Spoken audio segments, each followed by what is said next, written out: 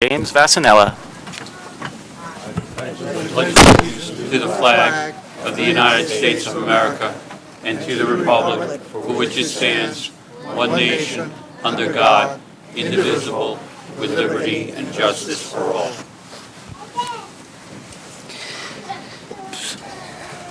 As we gather here today as members of the Township Council, we pray that we are ever mindful of opportunities to render our service to fellow citizens and to our community, keeping in mind always the enduring values of life, exerting our efforts in those areas and on those things upon which future generations can build with confidence.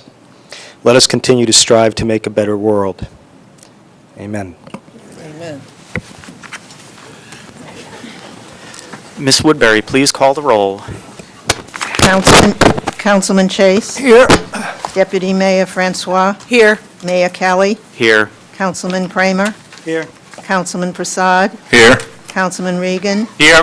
Councilwoman Sherman. Here. Councilman Vassanella. Here. Councilman Wright. Okay. I believe we are at the point of the evening for what most of you are here for, the swearing in of the new police officers. Oh, is that what? Really? Is that why they're here? I guess that's why we have quite a packed house here.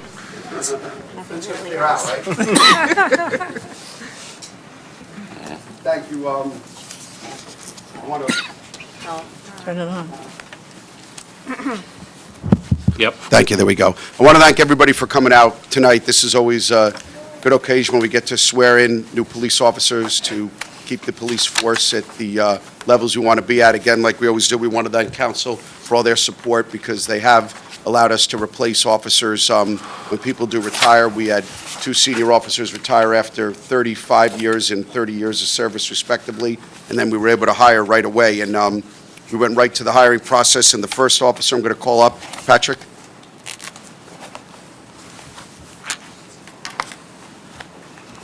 Lulu.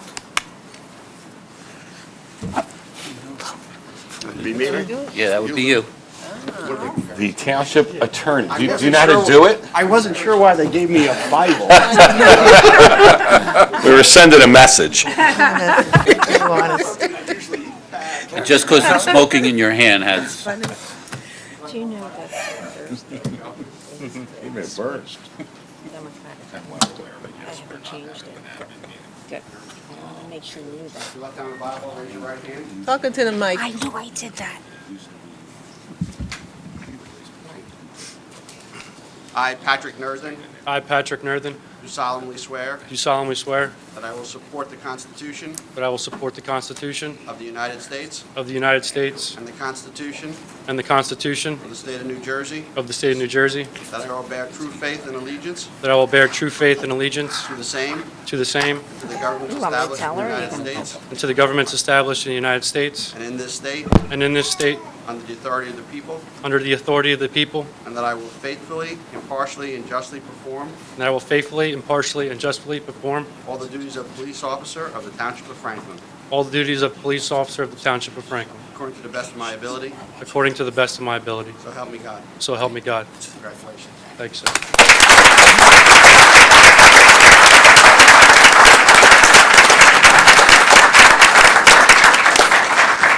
Thank you. Patrick comes to us from, he grew up in Ocean Township, graduated from Ocean Township High School, and holds a BS from Lynn University in Florida, and he's currently pursuing his master's degree at Monmouth University. Prior to coming to Franklin, he worked in Seaside Heights, then Lakehurst, so we're going about the same way we've always done to try to save money. We try to hire the best and officers that are trained. And like I always do like to say, even though Patrick is being trained on day shift, there's a good chance he will go to midnights. So he will go to the midnight shift. So congratulations, Patrick.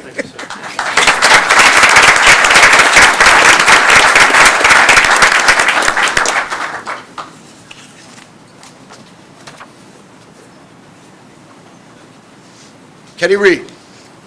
You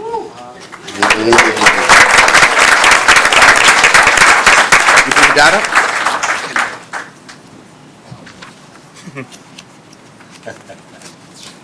You can bring them all up, it's okay.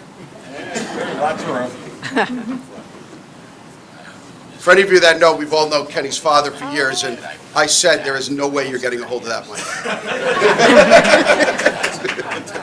You have to hold it with your right hand. You live here in Franklin. No, you're...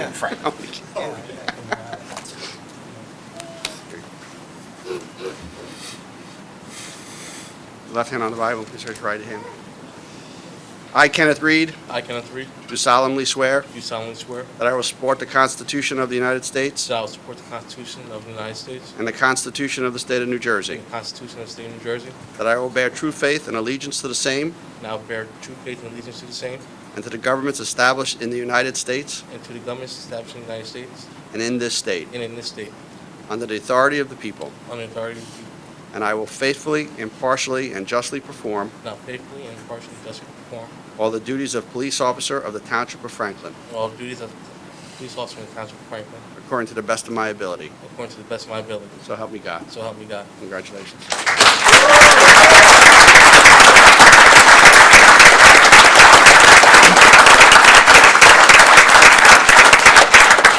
I just want to say, this one gives me great pleasure because I know Kenny since he was yay big, and that's giving a little secret of how old I'm getting. But Kenny grew up in town, lifelong Franklin resident, went to Franklin schools. He then went on to college, and we got him from Rutgers PD. He was already trained, but Kenny was also, while he was in college, he was one of our interns. And, you know, I joke about it, but I've known his father for probably close to 30 years, and I actually, about 25 years ago, did undercover with him when I was assigned to the DEA, so we go way back. But it gives me great pleasure to have the opportunity to give somebody that grew up in town, went from our schools, got a college degree, that's always wanted to join this police force, and then it comes to fruition. So, Kenny, I'm proud of you, I expect a lot of you, and you know where you're going, so. Midnight.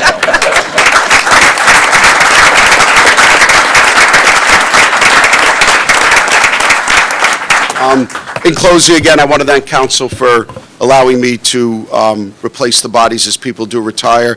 And, you know, I always want to thank the residents and, of course, the men and women of the police department, because we, in my eyes, have the best police department in the state. They carry themselves in a very professional manner. They interact well with the public, and they always do the right thing. And I'm very proud to be their chief, and I know the citizens are proud to have them as their police department. So thank you.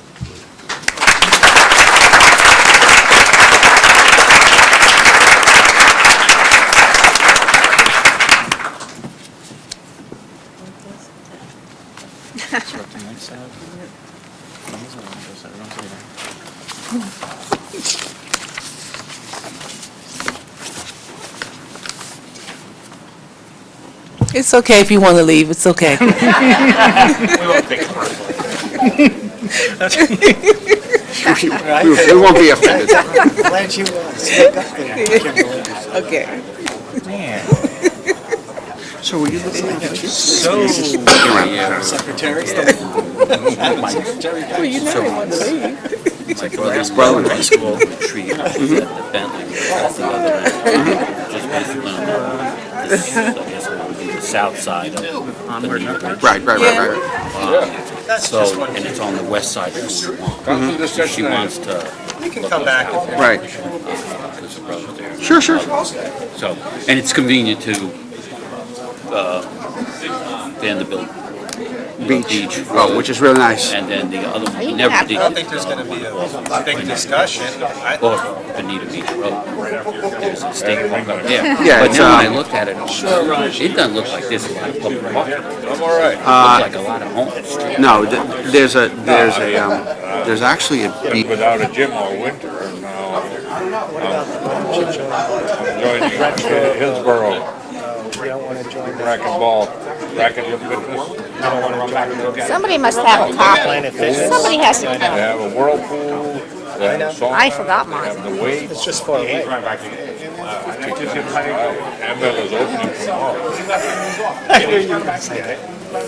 So, That's good. I went out of and place then you also. get racquetball too, if you, Now you're going to make me feel bad because I went out of place also. yeah. Excuse me. Should we talk to him now, all these? Yeah. Yeah. Okay. Well, I gotta ask about Tiffany, too. What's on the agenda? No, that's all done. They're all ready. It's in the computer. And I got it. Who's taking the one signed copy? Lieutenant Borland, One signed copy of what? could you close the doors? The mayor. So Ginny will take that one because that would. All we're doing is introducing today, not adopting. Okay. We have a list of commendations for the evening. Tonight, this one is for the Central Jersey Charter Prep School. Whereas Central Jersey Charter Prep School is a non-sectarian public school for young men and women from grades 6 through 12. Whereas CJCPCS has been recognized as an NJ Reward School for their outstanding achievement by the Department of Education based on the last 3 years of academic performance in 2014. And whereas CJCPCS's Division B Science Olympiad team placed in the top 3 at the regional competition held at Camden County Community College and will be competing in the State Science Olympiad competition on March 10th, 2015. Whereas Central Jersey Charter Prep School robotics team participated in the first Tech Challenge and placed second out of 18 teams in the Southern New Jersey Meet Championship. And now, therefore, I, Christopher Kelly, Mayor of the Township of Franklin, County of Somerset, State of New Jersey, on behalf of the Township Council, hereby recognize and congratulate the Central Jersey Charter Prep School for their achievement and extend our sincerest thanks for its dedicated service to children of the community. There's one. Now, one that is fairly close to my heart, being a pastry chef and a food guy all around. This is for National Nutrition Month. Whereas food is the substance by which life is sustained, and whereas the type, quality, and amount of food that individuals consume each day plays a vital role in their overall health and physical fitness, whereas there is a need for continuing nutrition education and a wide-scale effort to enhance healthy eating practices. Now, therefore, I, Christopher Kelly, Mayor of the Township of Franklin, County of Somerset, State of New Jersey, on behalf of the Township Council, do hereby proclaim the month of March 2015 National Nutrition Month in the Township of Franklin, and I encourage all citizens to join the campaign and become concerned about their nutrition, the nutrition of others, and the hope of achieving optimum health for both today and tomorrow.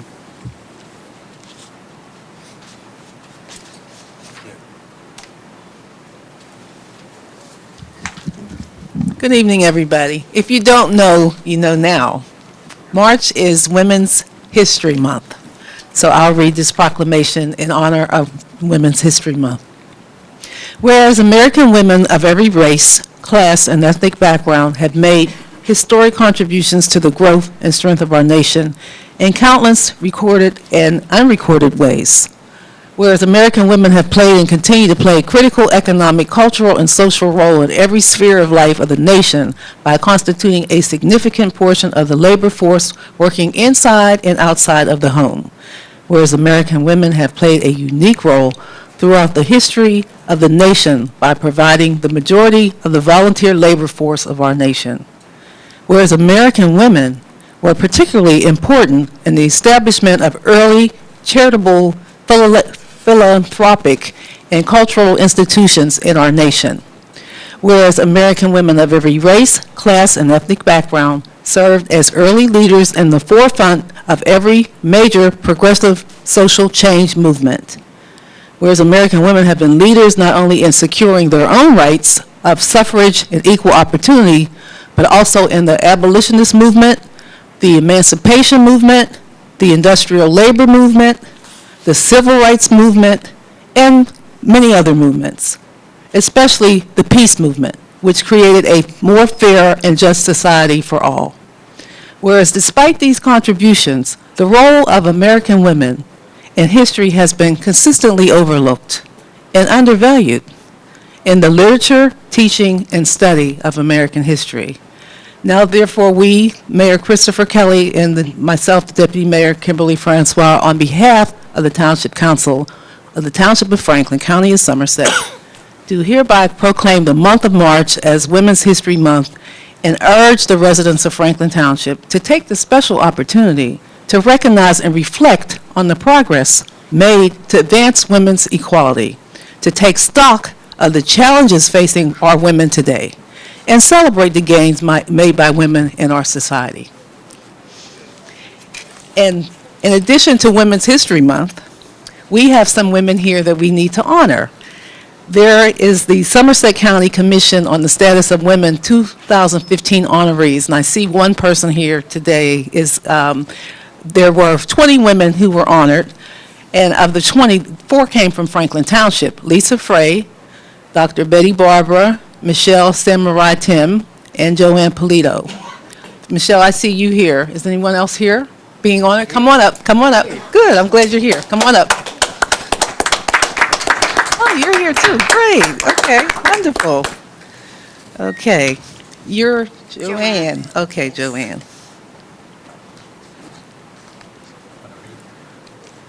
Give you. This is Michelle. And you're Lisa. Okay. Well.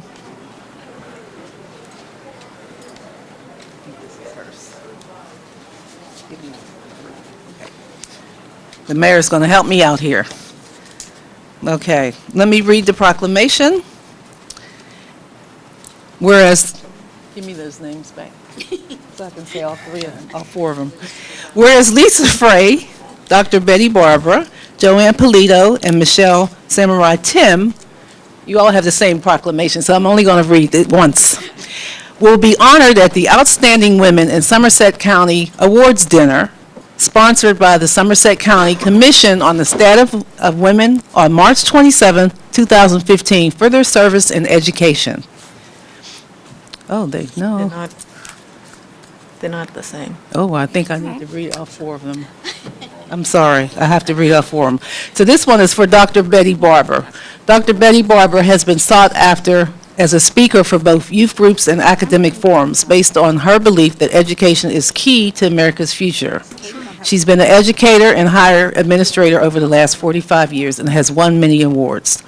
Dr. Barber's publications include Profile of a Church-Based Tutorial Enrichment Program, Critical Thinking, and the Nursing Process, presented a workshop on church-based initiatives and the role of the church at Mount Zion AME Church, an African-American women's journey to self-development, and her dedicated service and education deserves special recognition. That's why she's getting an award, Dr. Betty Barber, but she's not here. Okay, do I have all of them? Hold on to this one. Okay. So this one is for Joanne. Joanne Polito will be honored at the Outstanding Women in Somerset County Awards Dinner, as we said before, sponsored on March 27 for her service in social service. Whereas Joanne saw a need in the community and the county to supply good clothing at reasonable prices while organizing and running a rummage sale at St. John's Episcopal Church for several years, leading to Joanne's establishing a thrift shop from the Heart Thrift Shop that is supported totally by donations of clothing from surrounding communities. Whereas From the Heart Thrift Shop is starting its 10th year, and its prices have not increased and has raised over $58,000, which has gone back to the communities. Wow, that's impressive. 61,000 now. That's wonderful. Whereas in addition to showing her skills and leadership while running this thrift shop, Joanne has shown her love of the community and is an inspiration to the board and all volunteers who continue to work and improve the thrift shop. Whereas Joanne's dedicated service to all the communities that participate in the thrift shops deserves special recognition. That's why we are paying special tribute to you to this as a very special member of our community. Now, would you like to say something? Oh, yeah, okay. Well, I do accept this award very humbly because the thrift shop is really just a very dedicated group of people that show up every month to sort and fold and pick up clothing and make sure that all of our customers are treated with respect and lovingly cared for. It's been my passion, and I have loved every minute of it. And I do accept this on behalf of St. John's and the thrift shop. Thank you.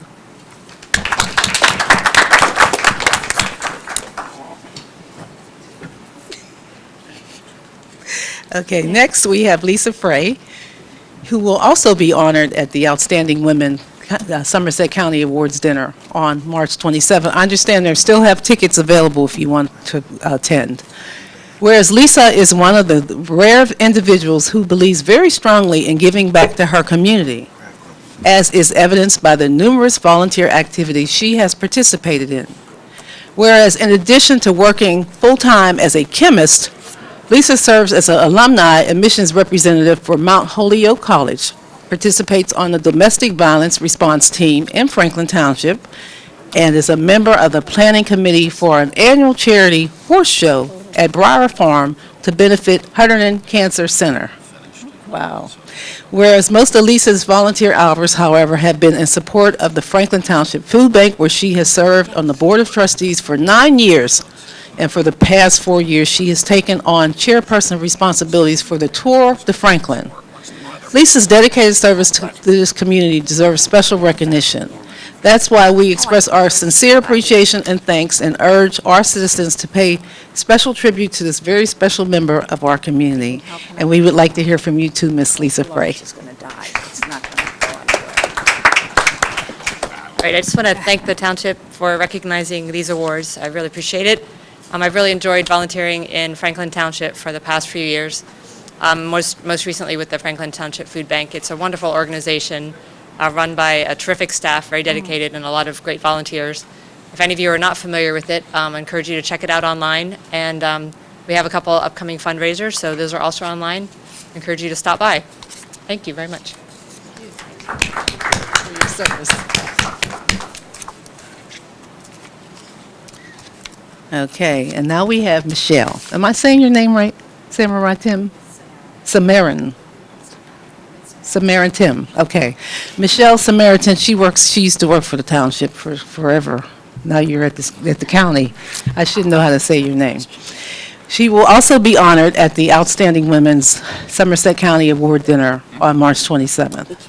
Whereas Michelle has spent her entire career, first with Franklin Township and then with Somerset County, focused on addressing the public health needs of our communities and was instrumental in Franklin Township's passage of a hand-washing ordinance, one of the first such ordinances in the United States, assuring that all publicly available restrooms have hand-washing essentials. Whereas Michelle recognized the great diversity of people living and working in Somerset County, she successfully launched an innovative program, Keep Food and People Safe, which has been translated into 10 languages, which are being used by health departments across the United States. Wow. Michelle is unwavering in her public health advocacy for our communities. She is designated as co-chair for the Access to Healthcare Priority Area for Healthier Somerset, and is also chair for Access to Healthcare Committee for the Community Health Consortium for Central Jersey. Whereas Michelle's dedicated public health service to the communities of Somerset County, especially Franklin Township, deserves special recognition. We congratulate Michelle Samurai Tim on her Outstanding Women of Somerset County Award and express our sincere appreciation and thanks and urge our citizens to pay tribute to this very special member of our community. Thank you, Michelle. Come on up and say something. Just want to say it's always, my entire career, been both my privilege and my pleasure to serve the people of Franklin Township and their public health needs, and I really do look forward to spending the rest of my career doing so.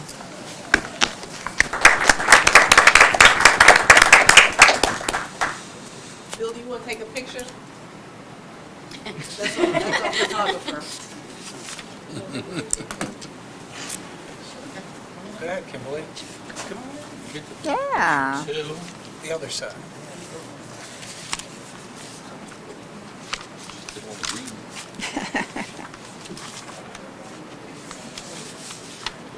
One more.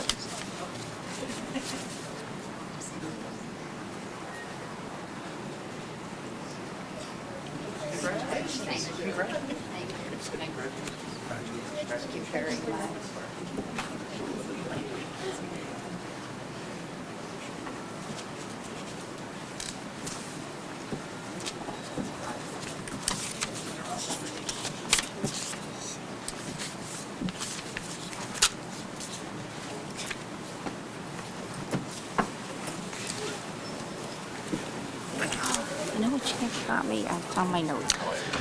Okay, now that we are done with that, is there a motion to open the meeting for public discussion? So moved. Seconded. All in favor? Aye. Opposed? Okay. Motion is carried. This meeting is open for public discussion on any item of interest which does not have a public hearing of its own. Anyone interested in speaking, please raise your hand, and when recognized, give your name and address. Thank you. That's mine. Thanks.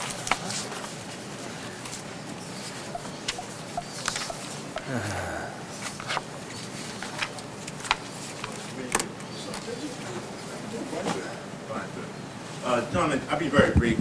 I promised, gentlemen, I would do this, and I'm going to do this.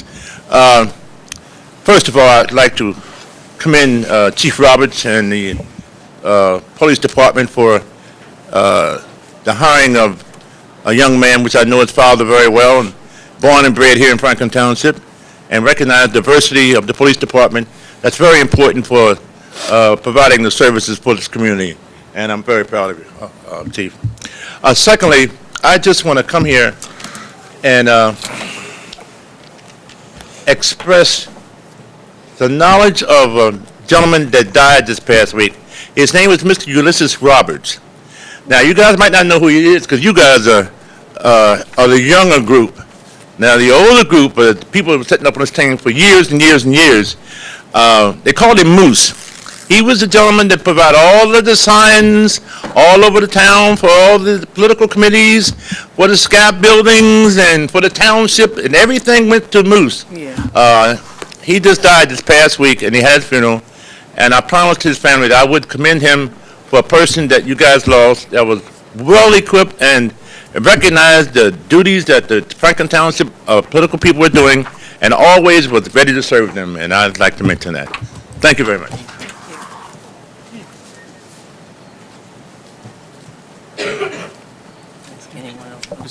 Mr. Mayor, upon seeing no one coming forward, I make a motion to close the public session. Seconded. All in favor? Aye. Opposed? Motion is carried. We're on to council comments. I'll start on the left side with Councilman Kramer. Mr. Mayor, can we change the order of the agenda and let the police chief give his report? Sure, no problem. Is there an objection from anybody else on the council? No. No, okay. Good point. The attorney does.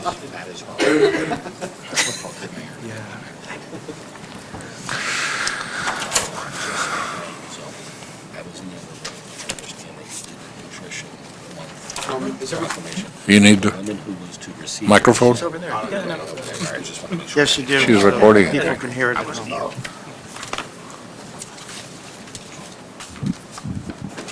We're good.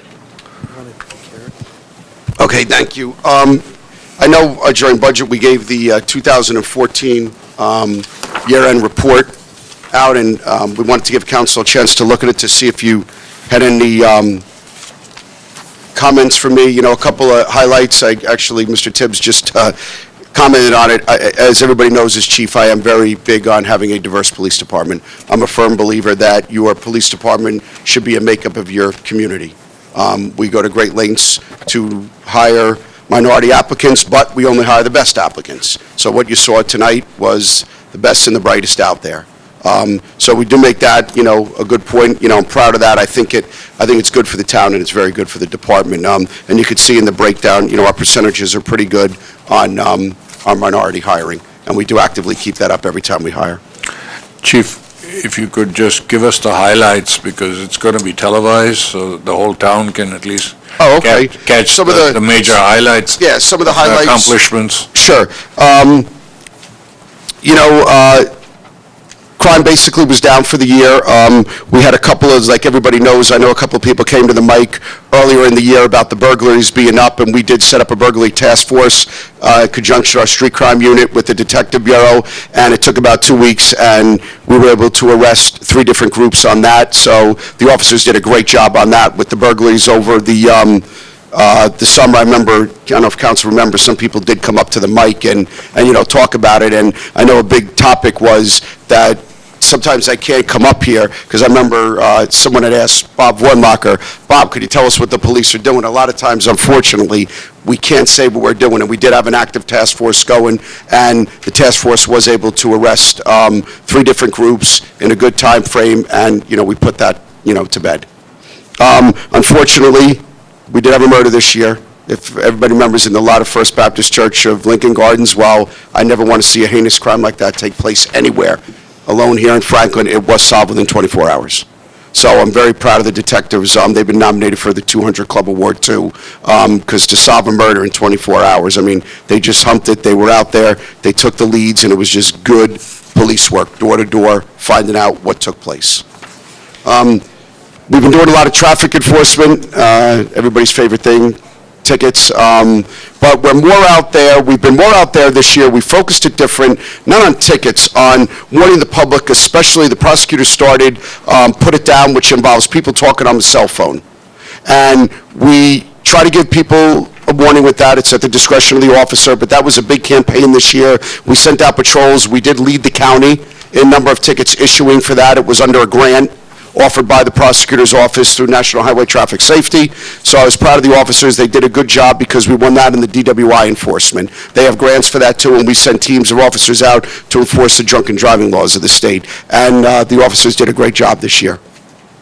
Detective Bureau, as you can see, had a higher than normal caseload this year. That fluctuates from year to year. They did a great job. Again, the percentages of cases solved were up, and they've been closing out a lot of, like I said, burglaries. They worked actively on the home invasion, where the people were arrested out of state. They got 2 of the leads on that. As everybody remembers, there were a lot of home evasions that were taking place in Edison. We also, on the other end with that, the Detective Bureau has taken an active involvement with Sergeant Rizzo on going out and putting on seminars and explaining to anybody that wants how to secure your house. So it's not only the enforcement end, it's the end of educating people. Because I think, it may sound silly, but if you could just teach someone how to put that little piece of wood in to lock in your sliding glass door, it goes a long way if people pick the back lock. So there were some challenges this year, but, like usual, the department stepped up. We had an officer assigned to the Somerset County Narcotics Strike Force. They did a bunch of narcotics cases in town. As you remember, in the beginning of the year, as the summer was just coming in the spring, we did a big hit down in Parkside, and that led to, as you notice, the park was a lot quieter this year. We've also done, I do listen, is he still here? Mr. Tibbs comes up a lot and likes to talk about the pool. We do put an officer in the park, do we not, Mr. Tibbs? We put an officer in the park when the kids are out there for the recreation program to try to make sure that everything's safe and secure for them. So besides, the everything in here with solving crime and traffic enforcement, I think the main thing is that the department really got out there and tried to educate the public and did a lot of things, whether it was to Put It Down, the educating people, or even just the community policing aspect that we would do when the officers had the downtime. I think that goes a long way with the public. Sometimes education is your best prevention. And of course, we had another successful year of the Youth Academy with the kids in town. And we will be running that again. We'll be announcing it probably in about a month and a half, and it'll go out to the township residents. And we're actually seeing, since we've done it 4 years in a row now, we're seeing kids that were in the first class are coming back and volunteering to be instructors and like peers for the kids that are coming in. So it's going through the high school and the middle school, and it's working very well, and we will be doing it again this year. And again, the officers donate all their time for that. That doesn't cost the town anything. The officers donate their time to teach and to put the kids through drill and everything. We give them a taste of everything there. They PT in the morning. If you ever want to drive through the parking lot, you can see them in their little matching uniforms. As Officer Almora screams at them. Nicely, of course. But that's the year. Again, it was a very, very good year for the department. I think that anything that was thrown at us, we handled. Every aspect of it. Patrol's been doing a good job. Again, we kept up our numbers with everything, and I think, overall, thanks again for all your support, letting me, as people do retire, hiring again, because it was unexpected when Al Cimpolo had 34 years on, and Bob knows this, swore to me and Bob that he was going to do 46 years to beat his dad out. One day, he just came in, and he was shocked. He said, "Chief, can I see you for a minute? I've had enough." Some just told me I've had enough, so, and then Michael Price, who had 30-plus years, came into me 2 days later and said, Chief, I'm going to pack it in. So thank you for letting me hire as people do leave. As you can see, a lot of people still want to come to Franklin. We're seen as one of the premier departments in the state, and I do owe it to the men and women because they're the ones that go out there every day and carry out the mission. Does anybody have any questions of me? Councilman Prasad? Couple of comments. Sure, sir. One, the education on keeping your home safe. I think there was a seminar that Officer Rizzo Yes, did Sergeant Rizzo, yes, sir. with Assemblyman Danielson. Joe Danielson. That was well received, and I was here for that one. So keep those up, please. The community is asking for it. Thank you. Just so you know, too, Councilman, a lot of times myself or Bob will receive on the township email server requests for that, and anytime we get a request for that, Sergeant Rizzo contacts the resident, and we go out there and we, totally for free, we offer them the survey, and Rizzo works around their schedule. Right. Now, one thought maybe that we think of going more proactive and reaching out to the cluster homes and their clubhouses as such, like Beacon Hill, and they have their clubhouses. So, having these done there, I think they would be more appreciative. And I think it'll go to promoting the police-community relations also. So that may be one thing. The other thing is that, these are numbers for 2014. If there was a comparison to the previous year, that would tell us whether we're up or down versus the previous year. Okay, yeah, I could get you those numbers if you want them. I'm just saying, they're about status quo. They don't vary that much. Okay. Like I know last year, we didn't have a murder. This year, we had one. Okay. Burglaries were a little up this year, but I know the solve rate was also up. Right, just comparatively for... Next year, I'll include it in there. I'll let you include the comparison. No big deal. I mean, just thought that it'll tell us how we're doing comparative to previous years. So, but thank you for your diversity hiring. Thank you. Keep up the good work, and, you've got the best police department in the state, and we're proud of it. Thank you very much. I appreciate that. Thank you for your efforts. Thank you. Thank you very much. I just have one quick comment. I actually would like to thank you and the department for not having us in the news for reasons other than good things, like some of our neighboring towns do. And I'm sure the council and the rest of the town is very appreciative of that. Sure. Thank you. Things could happen. I know what you're talking about. And when I remember, I joke with Bob about this. When I took over as chief, I remember, there were some things that had to be tweaked in the department, and I promised council, we're not going to be in the news for any horsing around. That doesn't happen under me. We run it tight, we run it military, but we run it professional, and any officer will tell you, and they go out there and they do it every day. The number one thing of this police department, treat the public with the utmost respect. Everybody deserves to be treated with respect. And I thank you for that, sir. Thank you. Mr. Mayor. Yes, Councilman Regan? Thank you, Chief. So, the cybercrime type issue is starting to increase. How do you see that affecting your force, and where it's like relative to technology and education? Very good question. What we're doing right now, we were just actually, I'm waiting to get up on strength in the Detective Bureau, because we had a lot of cases this year, and we run a little light with people retiring and having to train people, but we were offered a slot. We had, then Detective Hebon did it, but then he got promoted, so he had to go back to the road. But we have, I have a very good relationship with Jim Tarecco. He's the resident agent in charge for the FBI, and the FBI has offered to train our people in computer forensic crimes for free. And work cases jointly with us. So as soon as we get up to staff, we will be taking advantage of that. But, it's a very good question, Councilman, and it's funny because a lot of times with the cybercrime, no one can figure out where the jurisdiction is. That's where we're running into it. A lot of times what we have to do is we'll have to get the prosecutor's office involved, and then if it's out of county, we have to get the state police involved, and that's where our backlog runs into sometimes. But, we're trying to, we actively pursue the cases. Believe it or not, we get a lot of stuff with eBay in town. Right. Yeah, a lot of it. But no, we're actively doing it, and we're getting our officers and detectives trained for free. Because we just had, well, not just within the last half year, we had someone come in from auditing to do some auditing on ours, and they also had one of the qualified consultants was actually an ethical hacker. And I Oh, said, okay. that's the job I want. I want to be an ethical hacker. Hacker. And how much, if any, are we hearing about for our senior population being at risk to this IRS calling scam where folks are, generally in Eastern European or in Russia or someplace else, setting up and calling and affecting, do we have a sense that that's affecting our residents where they typically? We haven't, knock on wood, we haven't gotten haven't got a complaint about that. We do, though, periodically on our Facebook and Twitter, we tell the residents, do not give any, if you think any call suspicious, any nature inform, just let us know right away. And Sergeant Rizzo goes and talks to, I know he was in Canal Walk, and he went there and talked, and that was his number one thing. Don't give any money, if you think anything's not right, call the police department, let us trace the number or make the phone call for you.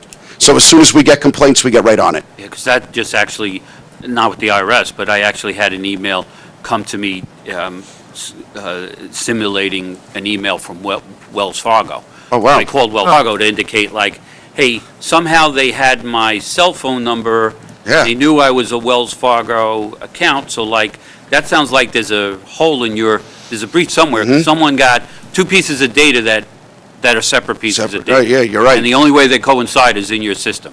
So, even if you're well-versed in it, I mean, I knew exactly what it was, and I reported it, but it's happening so much, especially to our seniors. Yeah, and we tell them, and like I say, we'll put up Facebook, Twitter, and what I'll do is I'll make sure that we put in the next newsletter something that if anybody, but we always tell everybody, anything suspicious, do not call us right away. And then we have a response to that as soon as the patrol unit arrives there, and it's something like that, it gets handed over to Lieutenant Boylan right away, and he disseminates it. Thank you. You're welcome. Mr. Mayor, Yes, Councilman Prasad? a couple of other things, Okay, Chief. sure, Councilman Son. One is, of course, drones and the public use of drones and No-go. laser lights. Councilman Are you doing Prasad, I don't mean to cut you off, but I can tell you this. I like my job, and I don't want to go to jail. So I am not using a drone. We can't use a drone. They're illegal.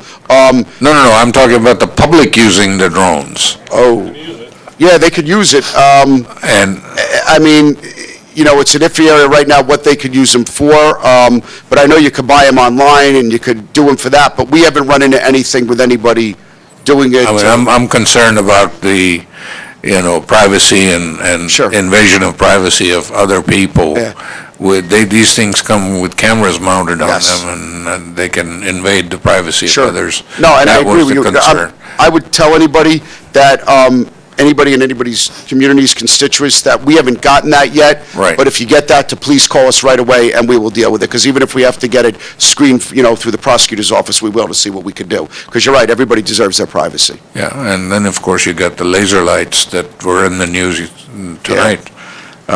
But the other thing is, I am a firm believer in closed-circuit TV cameras, and the London bombings were a classic example. I mean, these guys came from way out in the country, and they had them caught within 2 days.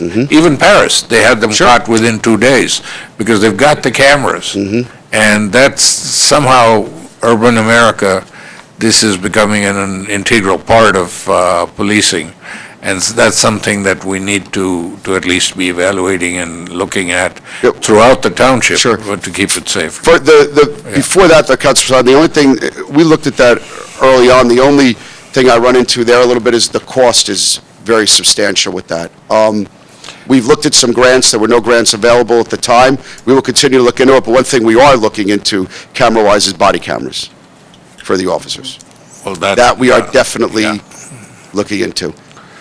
Yeah, but this is more proactive. Yeah, proactive. And if it's a one-time cost upfront, and then it could be amortized over a longer period of time for the safety and well-being of all our residents, it may be something we would be willing to at least evaluate. I'll have the administration division do the research, absolutely. So, I mean, I understand there are pros and cons, where people are concerned about their privacy and Big Brother watching, et cetera, but I think we can control any privacy issues and to everybody's satisfaction. But I think safety is more important in that case. And it's also a big deterrent. Oh, absolutely. So, Especially when you see the big white box with the big camera coming out. right. So, thank you, Chief. Thank you. Thank you, Mr. Mayor. I just want to say thank you, Chief, Oh, you're welcome. for Thank your you. exceptional leadership that you give us to the people in Franklin Township. And also, I'd like to thank all of the fine men and women of the Franklin Township Police Force. They do an exceptional job of making Franklin the best place to live and work. Thank you. Thank you. And we really appreciate your leadership and all of their efforts. Thank you. Thank you so much. Thank you very much. I'd like to echo the councilwoman's thoughts there, and essentially the mayor's. There's a lot of towns where council spends a lot of time about the police force. Basically, we just have to talk to you about the budget, and you take care of the job, and you keep us safe. And I'd like to thank you and the men and women as well. Thank you very much. Well, I don't think I you're so might great. just, I just thought I'd say something. Of course, we love you. Thank you. I might just mention, I still teach a course at Rutgers, and October or so, one of the students, being aware that I was a township councilman, said, well, could something like what happened in Ferguson happen in your town? I didn't even have to think about responding. I mean, I just automatically said, no, I'm perfectly confident in our police force that we would handle everybody with care and equality. Thank you very much, and that's the truth. They are taught when they come in, day one, when they sit down with me, you know what's expected of you, and the number one thing, I'll say it again, is just everybody gets treated with the utmost respect. I think it goes a long way, it goes a long way in life, number one, but, sometimes when people dial 911, there's a reason, and emotions get involved, and people are agitated, but if the officers go there, they're professional, which that building is professionalism to the fullest, and that's what makes me the most proud. Good job. Thank you. Thank you so much. Thank you very much. Have a good night. Good work. Okay. Now we will get back on track to council comments. Start on the left. Councilman Wright. Come right back to me. I just lost a piece of paper. Councilman Kramer. Okay. I was going to get the land use report. Back to Councilman Wright. Thank you, Mr. Mayor. Real quick, I wanted to give the land use report that we just had. Councilman Vasanella, Councilman Ted Chase, at-large Councilman Prasad, and myself, we are all on the land use committee. The first thing that we discussed was the Arlington Avenue subdivision request. Basically, a resident came to us and about his property being rezoned. I see the township manager shaking his head. Go right ahead. They own a parcel, they're doing a subdivision. The subdivision was proposed with one undersized lot, and the recommendation of your planner was that it made more sense to make 3 lots that were de minimis undersized rather than 2 lots at the necessary square footage and 1 very small one. So that was the recommendation to the Land Use Committee from your planner. That's why you make the big money. I like you. The Davison Avenue Economic Development. The county is doing an economic development study of Davison Avenue area. The next phase of that, which would be expected to be completed during the March or April timeframe. The committee discussed the potential to conduct follow-up economic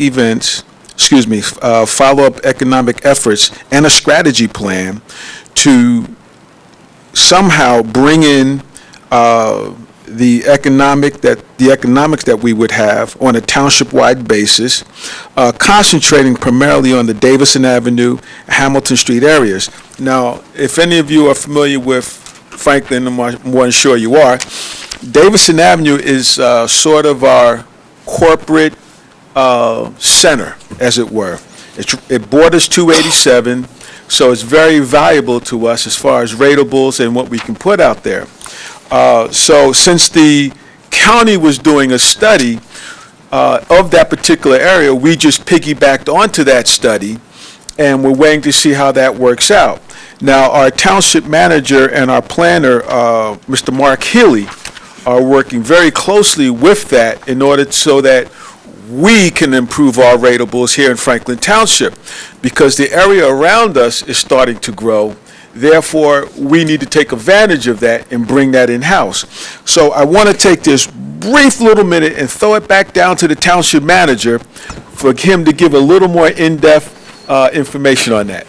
On the Davidson Avenue one in particular, and so about a year and a half ago, an area kind of in that World's Fair Drive, Davidson Avenue area was identified in a mobility study that was done by Somerset County as a potential area for development that could be different than what has previously been developed in the corporate business zone that, like the councilman said, makes up most of the Davidson Avenue, World's Fair Drive area. The county planning department, through a grant that they received, is working with a consultant on several locations in Somerset County as a follow-up to that original mobility study, and that's what you're referring to, Councilman. We anticipate a draft of that secondary study by the end of this month, beginning of April, and we'll sit down and meet with the planning department from Somerset County again and see what type of recommendations they would make to improve the conditions that we're currently experiencing in that Davidson Avenue area. And that really is the focus of that particular study that we spoke about in land use, is that. We also, we did talk about Hamilton Street, but that was a separate subject, which I'm sure you'll talk about.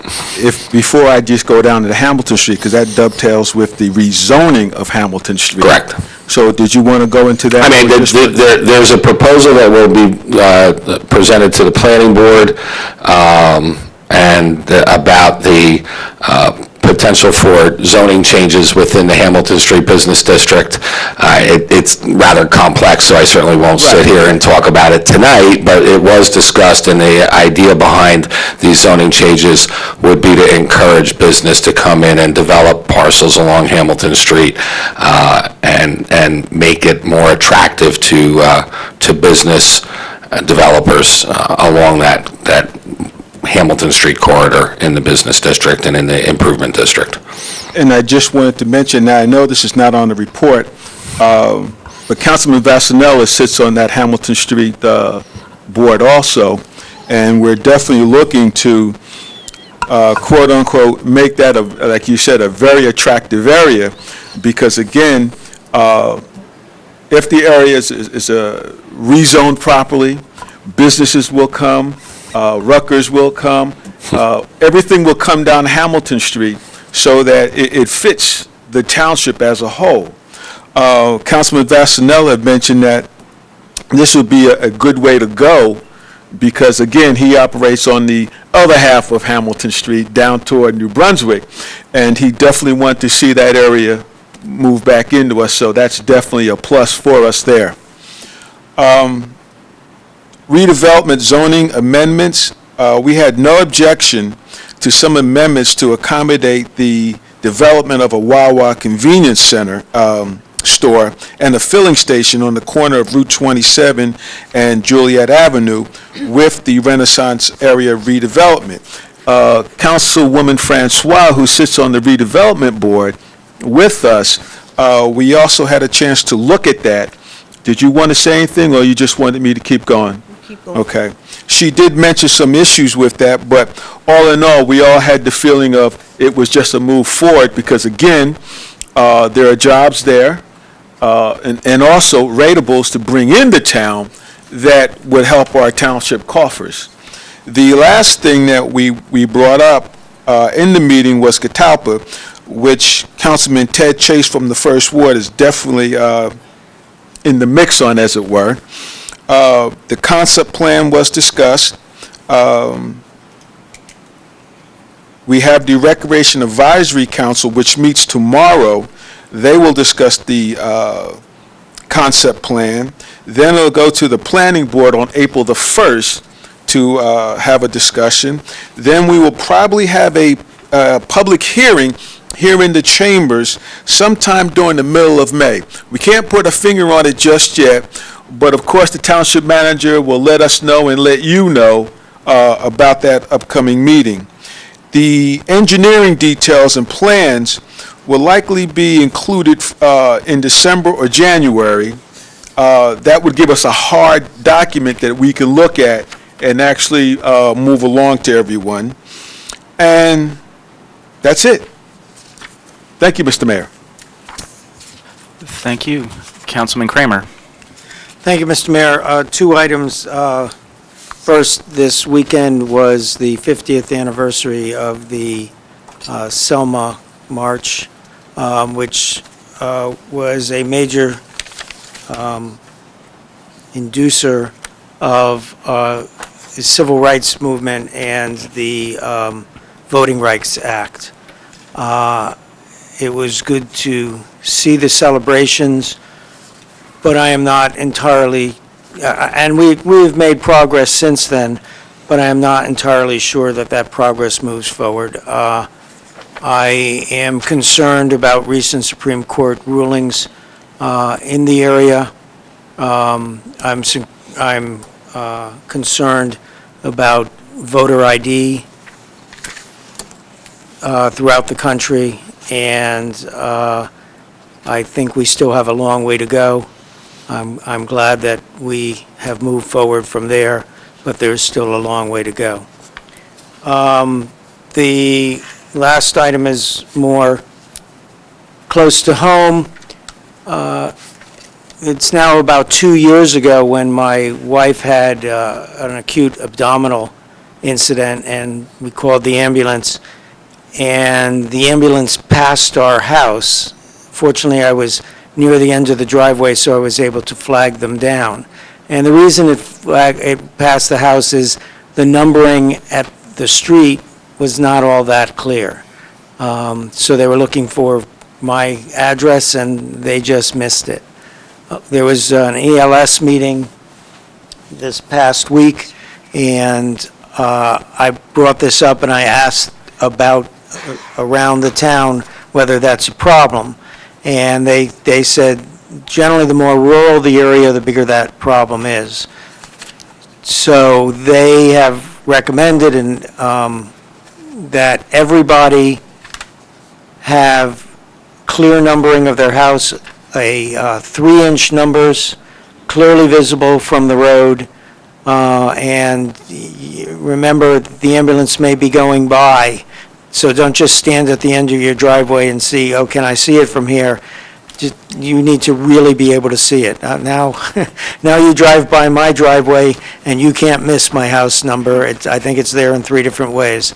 But this is very important. The life you save may be your own or your loved ones. So please, I'm going to harp on this again throughout the year, but it's something that's very important, and please try to do that for yourself. Thank you, Mr. Mayor. Thank you. Councilman Chase. Well, thank you, Mr. Mayor. I have a report of the Public Works Committee meeting. First of all, we went over the ordinance which you have for introduction today under the title Recycling. The main thing is we're removing the requirement for citizens to use township-issued leaf bags or buy township stickers to stick on leaf bags they have purchased elsewhere. We concluded we really don't need to be in the business of selling leaf bags. We will sell off the leaf bags that we have on hand at either at cost or even below cost to get rid of them. We were really not making money on this enterprise because of our policy of giving out a new leaf bag free for anybody that brought a leaf bag into the convenience center. And the ordinance also makes a few changes in other parts just to correspond to current Somerset County practice. For instance, excepting for recycling plastics with numbers from 1 to 7 rather than 1, 2, 3. We asked about our snow removal cost. The township engineer said we should come out in at about the budgeted cost, maybe a little over. Of course, we've had a couple more snowstorms since then. He also said that when they're running short of salt, of sodium chloride, which we sometimes do due to everybody in New Jersey wanting it and the state having first dibs, in this case, our trucks can dispense sand mixed as it is dispensed with liquid calcium chloride, which in any case melts ice at a lower temperature than sodium chloride. That in the course of plowing, some mailboxes have been damaged by plowing by contractors, not by our staff, mainly by being hit by excess heavy slushy snow rather than by the plows themselves. As a courtesy, the Department of Public Works will replace these, although with a simple post office approved box, not with a fancy box such as one might have had. Many complaints received concern plowing of county roads by their contractors. The county does not replace damaged mailboxes. There's some complaints of driveways blocked by plowing. This is usually at the ends of cul-de-sacs where there's less space to deposit the snow, and oftentimes the first pass around blocks a driveway and then they come back within a few minutes and clear the driveway, so be patient. We had a report from Howard Chi, our water system director. The leak detection has been very successful. In 2014, we purchased 1,962 million gallons of water and sold 1,682.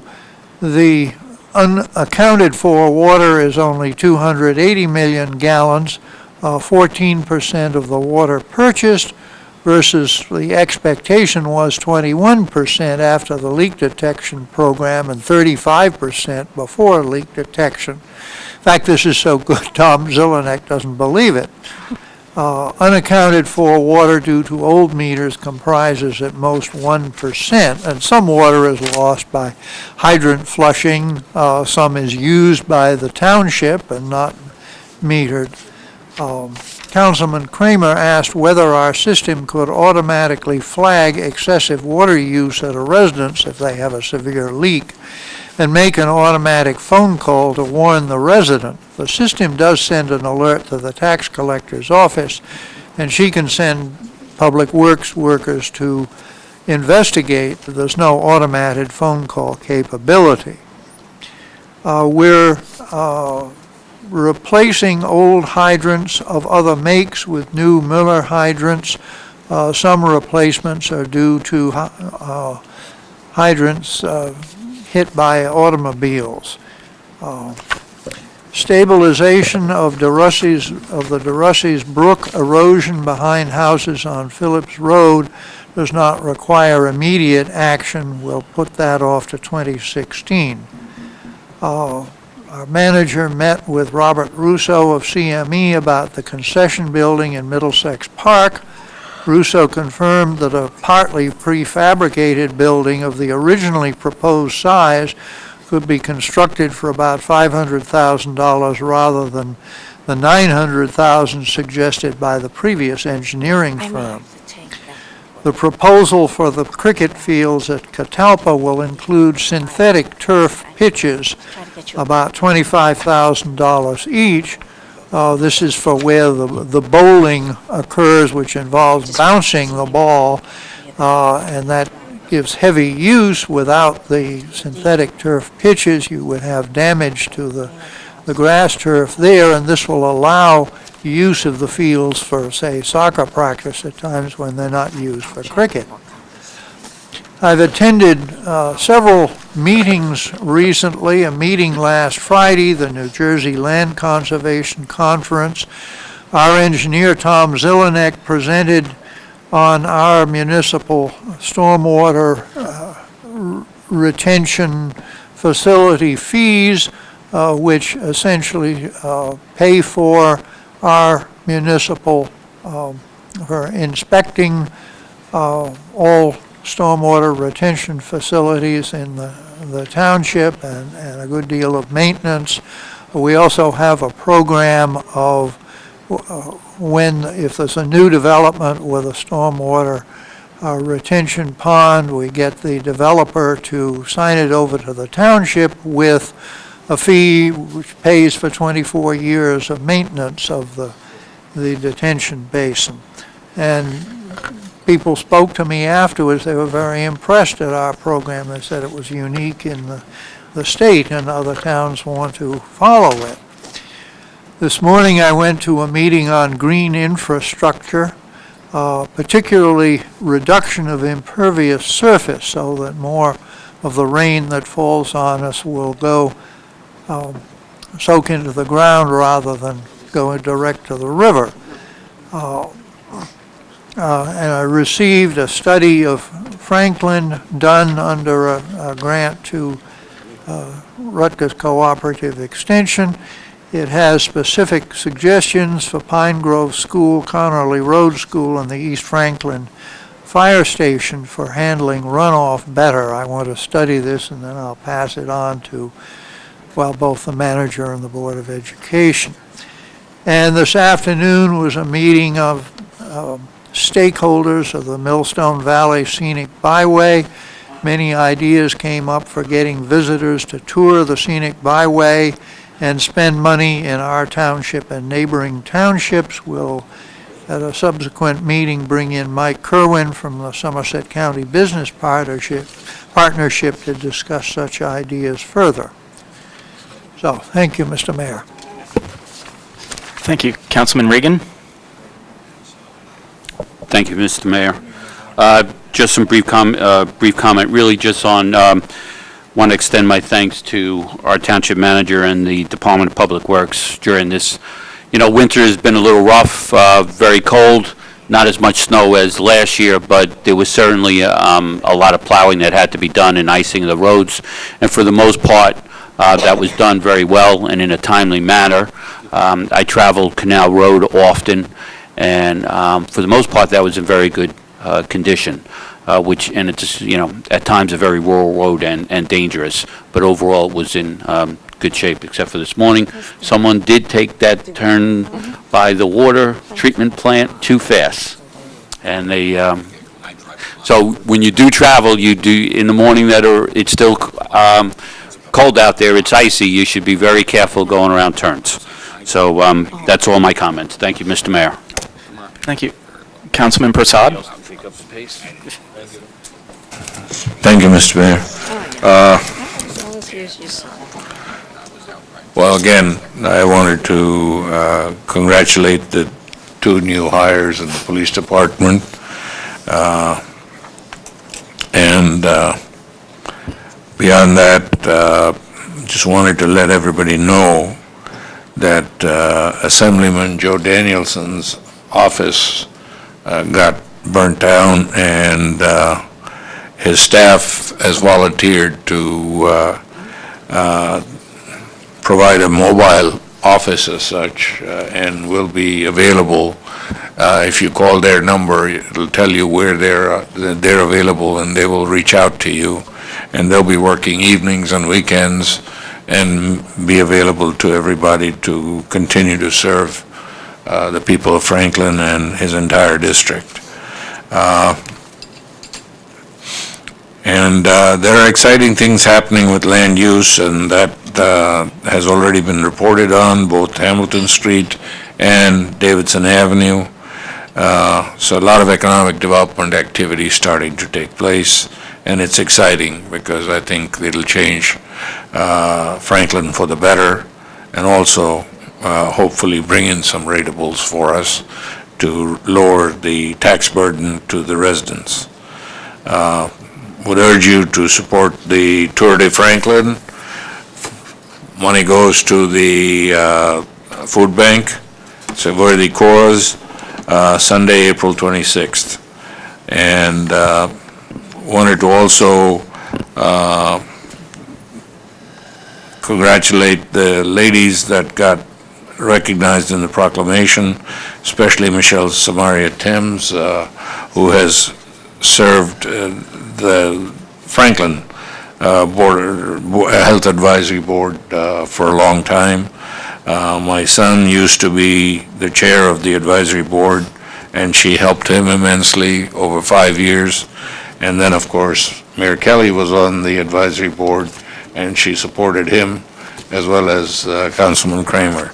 So she's done a great job and, has helped us weather a lot of health issues. So my thanks to her. And I've also been involved with the post office coverage on Franklin Boulevard. What has happened is that the U.S. Postal Service is a federal agency, and so we've been required to refer the matter to our federal representatives in Washington, and we have, tried to get better coverage. What has happened is, because of vacations and sickness, etc., there's only one person, and when they take their lunch during lunch hour, when all the residents go to use the post office is closed. And so, as a result, we're trying to get better coverage, or somebody sent over from DeMott Lane, and we asked for a meeting with the DeMott Lane postmaster, and we were refused a meeting. So now the senator, Menendez's office is requesting that they give us a meeting and listen to us. So hopefully we'll get a meeting and get this thing going. On Selma, I ditto everything Councilman Kramer said. It is something that, civil rights and is something very close to my heart because of the fact that my grandfather spent 30 years in and out of jail with Mahatma Gandhi, and a lot of his disciples were the ones who worked with Dr. King. So it is something close, near and dear to my heart, and all we have to do, according to what Councilman Kramer was saying, is something that still lies ahead for us. Finally, the Human Relations Commission did have the Board of Ed President Ed Podasnik present to them, and it was a good exchange, both the vision for the Board of Ed as well as getting feedback, because the Human Relations Commission actually has 2 students from the high school that serve on there. So they were able to query the Board of Ed president, and that was a good exchange back and forth. And finally, I wanted to thank the manager and Public Works for a great job with the snow removal. And, we haven't had any complaints, touch wood, and hopefully that was the last of the snow we saw. As Officer Don Flanders says, they issued a warrant for the arrest of Jack Frost, and they're going to put him in jail for forever. So anyway, that is where I want to thank everybody for a great job, and thank you, Mr. Mayor. Thank you. Councilman Vasanella. Okay, thank you. A little under weather tonight, so I'm just going to focus on one main comment, but I do want to congratulate the officers and the chief for the selection of those officers that were sworn in tonight. And one other thing, the hand washing ordinance was actually the first, the Health Advisory Board was the first board I served on before I got on council, going back 11, 12 years ago or so. I don't know exactly when, and the hand washing ordinance was one of the ones we jumped in and said, we're going to do this, it's got to be done. And I didn't realize it was such a cutting edge precedent-setting ordinance at the time.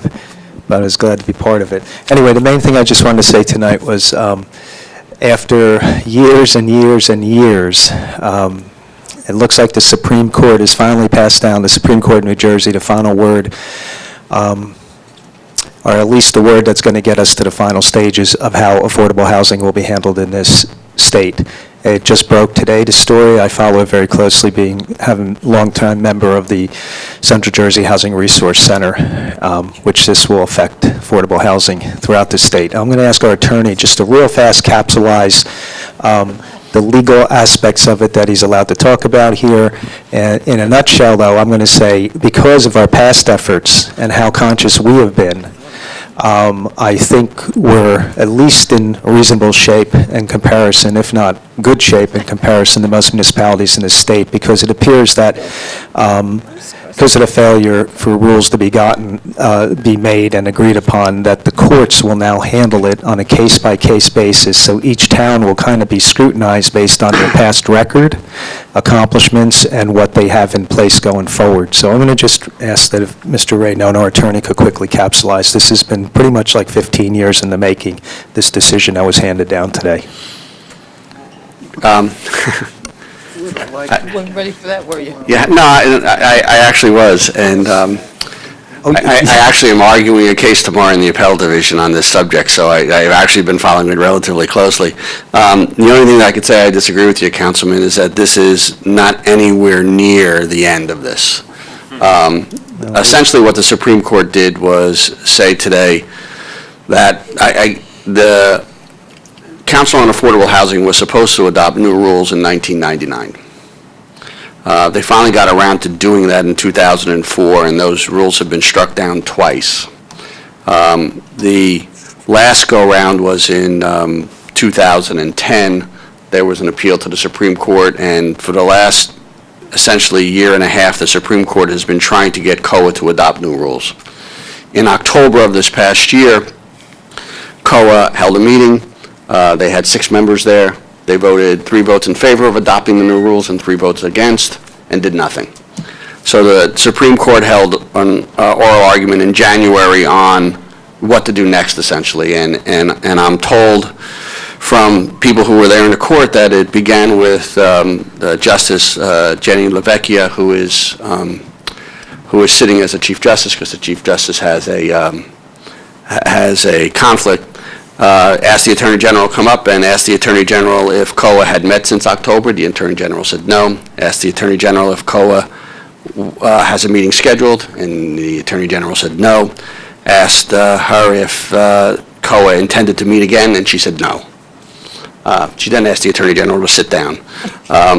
This decision is a product of that. It's essentially the court saying that COA will no longer be a refuge for municipalities to go to keep them out of court, that everybody is going to be in court, and unfortunately, that means everybody. All 565 municipalities will now be subject to it, and we've actually scheduled a closed session to talk about the particulars with regards to Franklin, but essentially, this decision is 90 days before it becomes effective, and then there's a 30-day period after that for municipalities to go to court, and then after that, all municipalities who have not taken some action will be subject to what's known as builder's remedies lawsuits.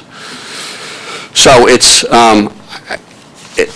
if Justice LaVecchia said once, she said 24 times that this doesn't mean that COA can't act, because if they do, then their rules would go into place again. She said it doesn't mean the legislature can't act. It just means that if nobody does anything, that this is going to be the rule. So I think things will happen relatively rapidly. Now you'll see reactions coming, but Yeah, no, like I said, we'll talk in closed session about it. Appreciate you explaining that. I wasn't suggesting this completely over. If I appreciate it. We're kind of into a phase now, at least, that things will have to happen one way or the other. And I think that was when you read it, it's about a 50-page decision. You can just sense the words that were used for Supreme Court.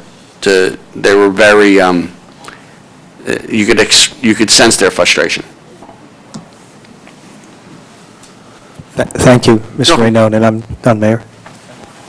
Councilwoman Sherman? Thank you, Mr. Mayor. Mr. Raynon, while you're on a roll, Why don't you update everyone about the billboard? What's happening with that? The Supreme Court has, in their spare moments, they are going to review the appellate division decision.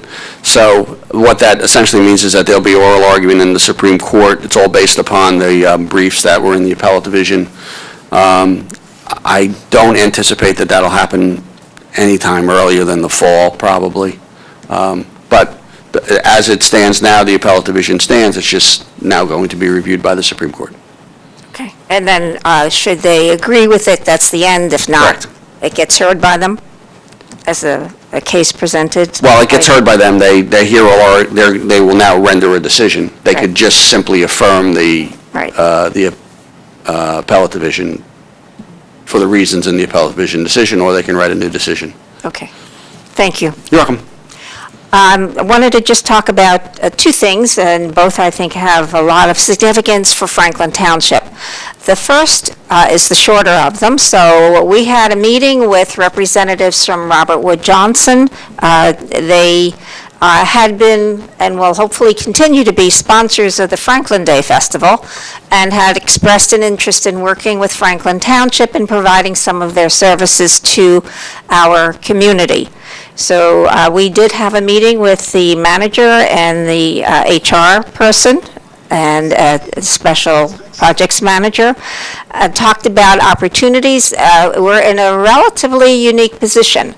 They have recently purchased Somerset Medical Center, which is now Robert Wood Johnson, and New Brunswick's on one side, and the Somerset Medical Center is on the other side, and they're both interested in working with our community, schools, the seniors, anyone that we can work out a program with. So the special projects manager has been given the I consider it an interesting challenge to work with the Robert Wood Johnson people, our own people, and find places for them to continue to expand and provide us with programs that we have some, but some we don't have. So this is a great opportunity. I'm very grateful to them for their support and now for their interest in working with Franklin Township. And I'm looking forward to seeing great things coming out of that meeting in the future.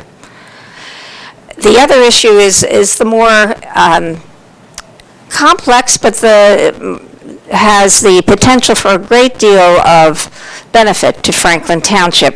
There has been, as mentioned by Councilman Prasad, a great deal of discussion about economic development. Recently, I had the opportunity to learn about a book called New Jersey's Post-Suburban Economy, and it was written by the Dean of the Blaustein School and Professor Seneca. This pretty much lets the communities know the clarion call that the economies are changing, and not only in New Jersey, but quite a few locations. And what kind of triggered it all off was there were a number of counties that have lost population. We are not one of them yet. That population they are attributing to the millennials leaving the suburban communities and moving now to other communities in New Jersey, particularly those in Hudson County, such as Jersey City and Hudson and Hoboken. What the millennials have been identified as wanting is affordability of living expenses, a walking community, accessibility to culture, entertainment, and nature, and job opportunities near where they live. We can reflect on the number of empty buildings that we have in Franklin Township and number of empty offices in Franklin as being pretty much typical of what's going on. So in order to make sure that we are prepared and ready to do those things that are necessary to protect our community for the future, we don't have some of the things that they've mentioned, but we have some other things that I think would be attractive to the millennials. But what we're going to do, the township manager, Councilman Wright, and myself, is tomorrow we're going to meet with the dean of the Blaustein School as well as Professor Seneca to talk with them about how we can work with them. They have recently done an analysis about Somerville, which has the great benefit of a walkable downtown, but the report basically focuses on them. But again, we have things that are different. Hopefully, the Blaustein School will be able to offer us some of their graduate students to work on several reports that have already been done that we need to glean from. Those are things that particularly focus on the strengths of Franklin, and then identify those things that are not strengths and try to figure out what we can do about them. Certainly, it would be wonderful to have a stronger relationship with Rutgers, as Councilman Wright discussed. Rutgers has been pretty much Middlesex County-centric and has not really moved into Somerset County. This may be the right time. It appears that Robert Wood Johnson is trying to set up some kind of strategic relationship with Rutgers. Well, to me, that's a perfect triangle. Rutgers, Robert Wood Johnson, and Franklin, perfect together. So we need to try to find those kinds of strategic partnerships that we can move on. And hopefully when we speak with the folks at the Blaustein School, we will come to some agreement where they will work with us, and then we will obviously bring that to the council and the public in general to hear where we're going or what they're suggesting. We're a little bit several months away perhaps from that, but the wheels are turning.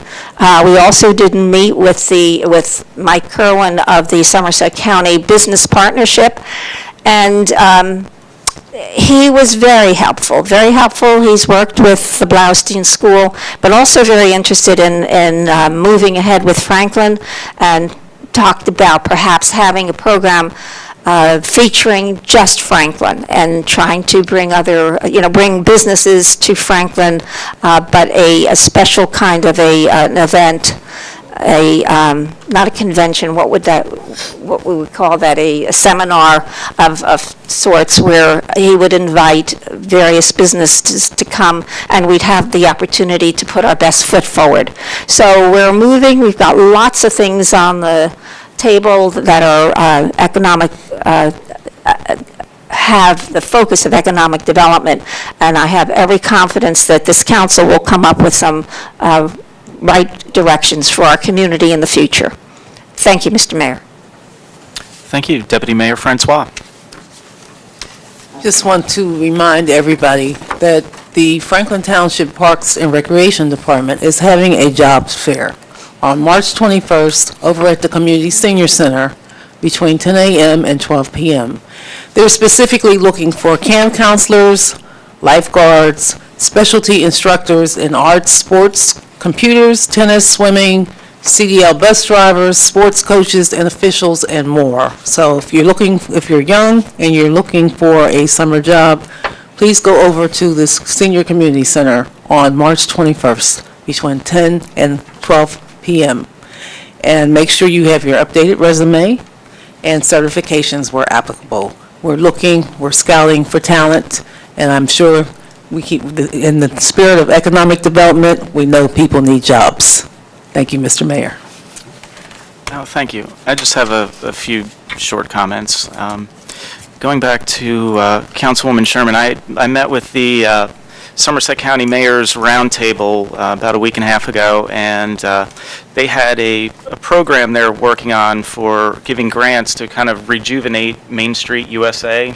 I don't think they actually have a name for it just yet, but they offered, I think it was zero interest loan programs and their engineers and planners to help along with a kind of reinvigorating a downtown Main Street. So I spoke with the manager about that, and we're kind of, it actually seems to fit very well with what you were discussing there.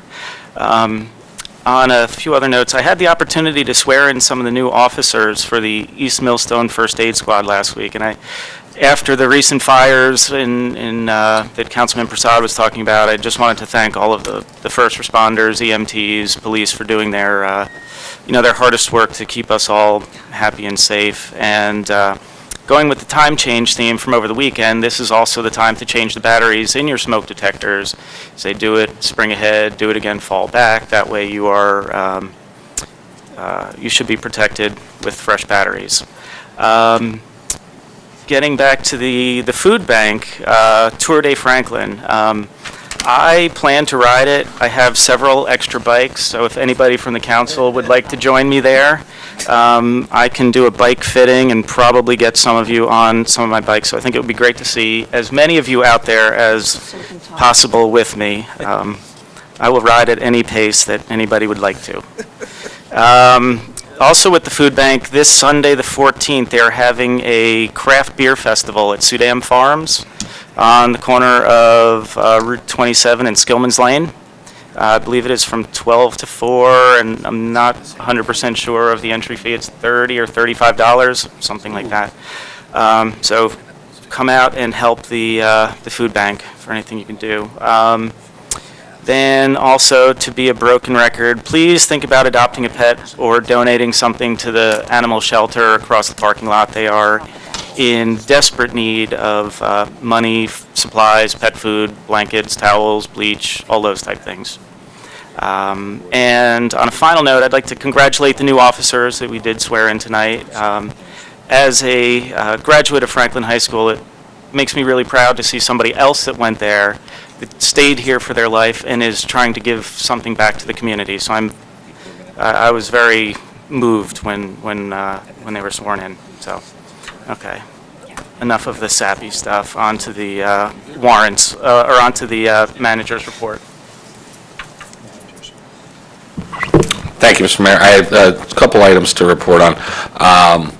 First, last week I attended the Central Jersey Joint Insurance Fund Safety Breakfast. There's an annual breakfast sponsored by the JIF that we're a member of, and at that breakfast we were acknowledged, Franklin Township was acknowledged as the township with the least amount of lost time due to workmen's compensation claims for 2014 in the JIF. It's the second year in a row that we've had that honor, and it also results in a $2,000 refund back from the JIF on our workmen's comp that goes right into that fund balance. So a little bit of revenue and as a direct reflection on all of our employees doing their job in what I would consider a very safe and responsible manner. I'd like to thank Glenn Hamill from the Public Works Department, who is our safety officer for Franklin Township, and Raven Williams, our Human Resources Officer, who's our safety coordinator.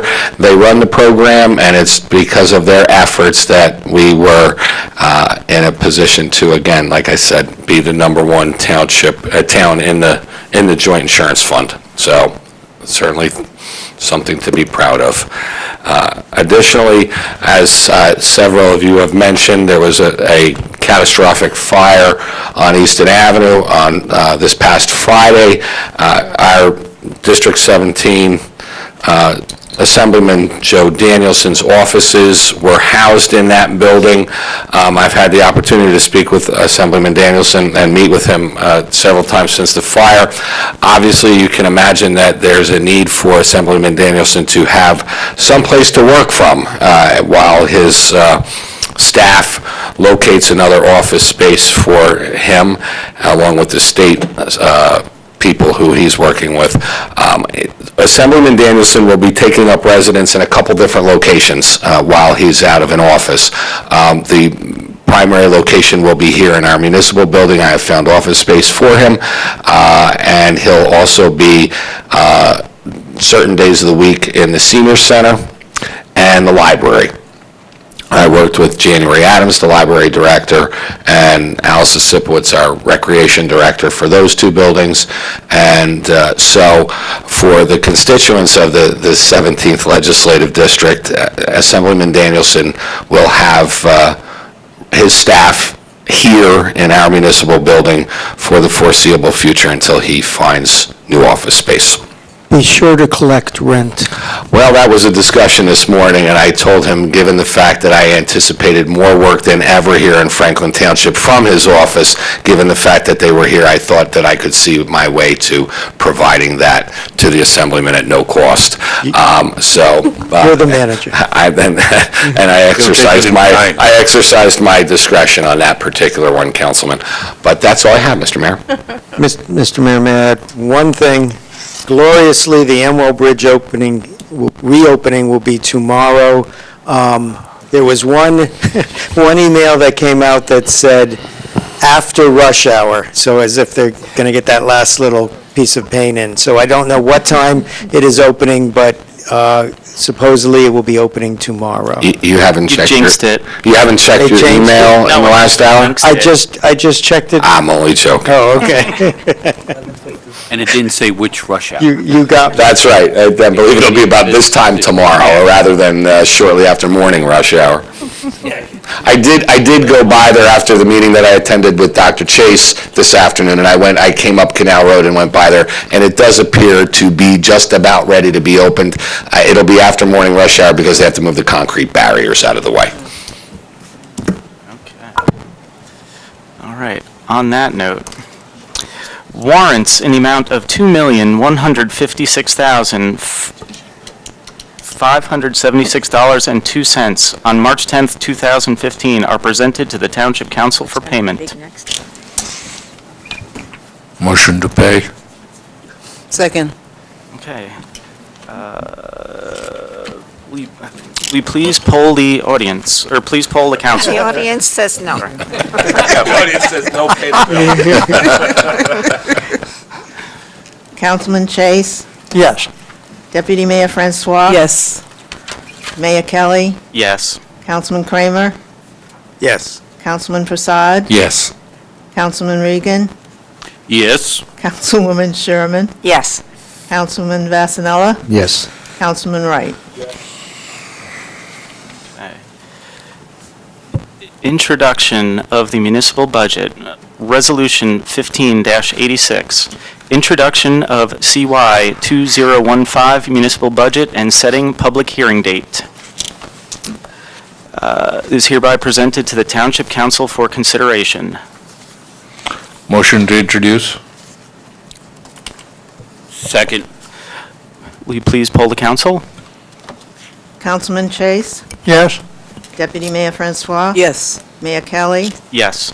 Councilman Kramer, Yes. Councilman Prasad, Yes. Councilman Regan, Yes. Councilwoman Sherman, Yes. Councilman Vasanella, Yes. Councilman Wright. Okay, we're up to ordinances on introduction and first reading. Ordinance number 4099-15, an ordinance amending the code of the Township of Franklin, County of Somerset, and State of New Jersey. More particularly, Chapter 354, Telecommunication Services, new Appendix Article 6, For Connection LLC. The foregoing ordinance is presented to the Township Council for adoption on first reading, posting, publication, in accordance with law and public hearing and final adoption on Tuesday, March 24th, 2015, at 7 p.m. in the Municipal Complex. Motion to introduce. Second. Ms. Woodbury, would you poll the Township Council? Councilman Chase, Yes. Deputy Mayor Francois. Yes. Mayor Kelly, Yes. Councilman Kramer, Yes. Councilman Prasad, Yes. Councilman Regan, Yes. Councilwoman Sherman, Yes. Councilman Vasanella. Yes. Councilman Wright. Ordinance number 4101-15, an ordinance amending the municipal code, the Township of Franklin, County of Somerset, State of New Jersey. More particularly, Code Chapter 284, Recycling. The foregoing ordinance is presented to the Township Council for adoption on first reading, posting, publication in accordance with law and public hearing, and final adoption on Tuesday, March 24th, 2015, at 7 p.m. at the Municipal Complex. So moved. Motion to introduce. Seconded. Ms. Woodbury, would you poll the Township Council? Councilman Chase, Yes. Deputy Mayor Francois. Yes. Mayor Kelly. Yes. Councilman Kramer. Yes. Councilman Prasad. Yes. Councilman Regan. Yes. Councilwoman Sherman. Yes. Councilman Vasanella. Yes. Councilman Wright.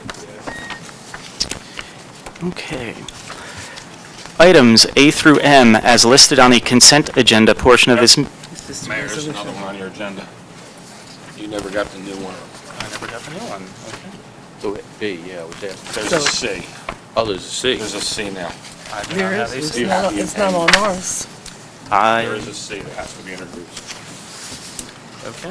On the one we have. What is, 4012, right?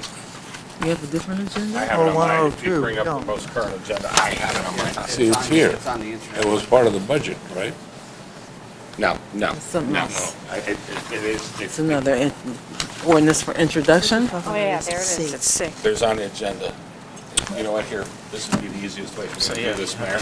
you have a copy of it. Give you my computer that has the newest Oh. agenda on it. No, there's Amory Oh, did so something this very, is very not on late. here? Let's see. That ordinance needs to be Was it introduced. Was it the budget? Is that what he's talking about? That ordinance is now just Why do we have to Oh, do so that's this? B. It's B on our, On the budget. Increasing the actual budget. resolution for the. No, it wasn't. We took up on the vote. We just did No, A. you did not. We're No. increasing. You didn't do B. Following along. Taxes. No, we didn't do B. You did not, no, there was no B. You didn't. Right. No, there is a B. C as an ordinance, and introduction is by resolution. Right. Okay. which is B on the printed ones. Right. Okay, Yeah. so this is an ordinance. It is an ordinance, it absolutely is. She had it on the other agenda And it was, and Anne Marie listed wrong. fixed it late. Yeah, okay. Where it appears on the agenda isn't of any moment. Did we not vote No, we on- didn't. No, we only No, voted we on the didn't. resolution. Then we have to vote. Yeah, we have to vote on it, absolutely. It Right. has to be introduced. I think we should vote on I'd say we vote on it. it. Well, let's have a vote to decide. You if can we use need my to vote on calendar, it. you can use my computer to. I will use this and hand it right back to you. So Mayor, just so that there's not any confusion, in item number 12 on our agenda and on the agenda that's published, there was a B, and it was an ordinance introduction, which is, which we're now taking, I guess we've moved to a different section in the ordinance, so. Put it on the first,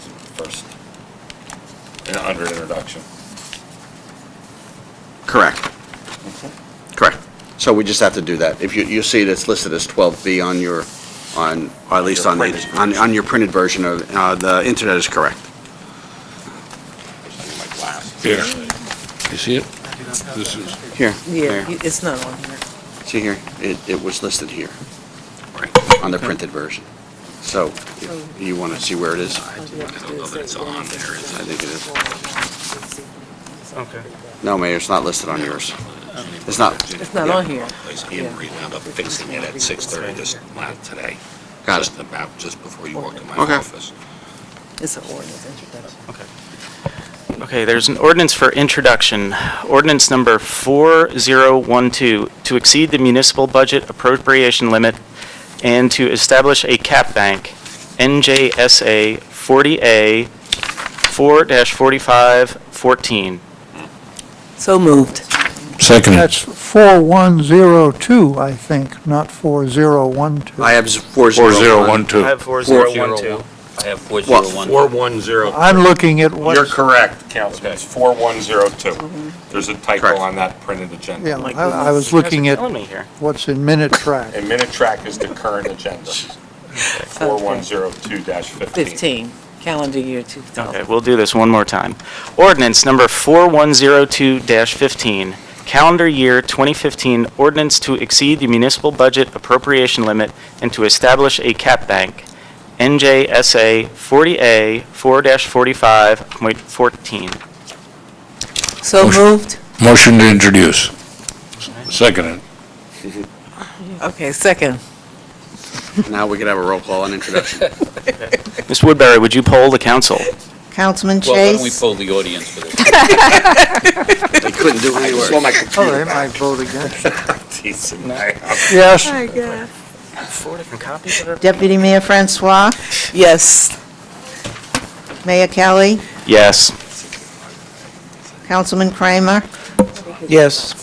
Councilman Prasad? Yes. Councilman Regan, Yes. Councilwoman Sherman, Yes. Councilman Vasanella. He's not here. Councilman Wright. Yes. Our financial advisor just heaved a sigh of relief. Okay, we'll try this one again. The items A through M, as listed on the consent agenda portion of this meeting, are presented to the Township Council for adoption. Motion for passage of the consent agenda? Second. Ms. Woodbury, would you poll the council? Councilman Chase, Yes. Deputy Mayor Francois. Yes. Mayor Kelly, Yes. Councilman Kramer, Yes. Councilman Prasad, Yes. Councilman Regan, Yes? Councilwoman Sherman, Yes. Councilman Vasanella, Councilman Wright. He's not here. He's absent. We're almost there. Are there any nominations for those boards, committees, and commissions? Nope. Okay, seeing none. Resolution number 15-100, authorize executive session. Attorney-client privilege, municipal court letter is presented to the Township Council for adoption. And Mr. Mayor, we need to add to that Mount Laurel litigation. We'll just note it. Thank you. Okay. Ms. Woodbury, would you poll the council? Councilman Chase, Yes. Deputy Mayor Francois. Yes. Mayor Kelly, Mount Laurel litigation. Yes. Councilman Kramer, Yes. Councilman Prasad, Yes. Councilman Regan, Yes? Councilwoman Sherman, Yes. Councilman Vasanella. Yes. Is back. Councilman Wright. At this time, the Township Council will adjourn to the executive session to discuss litigation. No other actions will be taken by the Township Council at the conclusion of this executive session. Now, therefore, the recording of this meeting will end now. All right.